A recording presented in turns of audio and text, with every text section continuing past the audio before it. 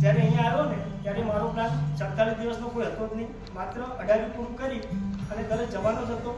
બધા દોસ્તોને પણ કીધેલું કે 18 કરી જાઉં છું, અને એ પણ માત્ર ગુરુ ભગવાનની પ્રેરણા. પરંતુ અહીં આવ્યા પછી સાચું કહું તો મારા દીકરા મહારાજ એ મારું સર્વસ્વ, એવા પરમ પૂજ્ય મુનિરાજ શ્રી જ્ઞાનોત્સવ વિજયજી મહારાજ સાહેબની ખાસ પ્રેરણા. વચ્ચે બેઠા બેઠા 18ના થોડા દિવસ પહેલા એમના મુખેથી નીકળેલા શબ્દો સીધા મારા હૃદયમાં આ પાર ઉતરી ગયા.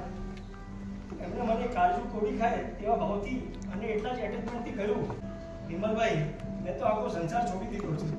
હવે હું સંસારી તરીકે તમારી પાસે ક્યારેય કોઈ ચીજની માંગણી તો નથી જ કરવાની, પણ એક દીકરા મારા તરીકે મારી એક જ માંગણી છે અને અંતર ઈચ્છા છે કે તમે અહીંયા પૂરેપૂરી 47 દિવસની સાધના કરી અને પવિત્ર મોક્ષમાળા મારા પોતાના હાથે પહેરીને જાઓ. મારી આ એક ઈચ્છા જો તમે પૂરી કરી શકો તો પ્લીઝ કરો. જેમણે પોતાની જીવનમાં એમાં આખા સંસારનો ત્યાગ કરી દીધો એ દીકરા મારા જ્યારે આટલી કરુણાથી આ શબ્દો કહે ને ત્યારે કયો પંચમથી માણસ નવી ગઈ.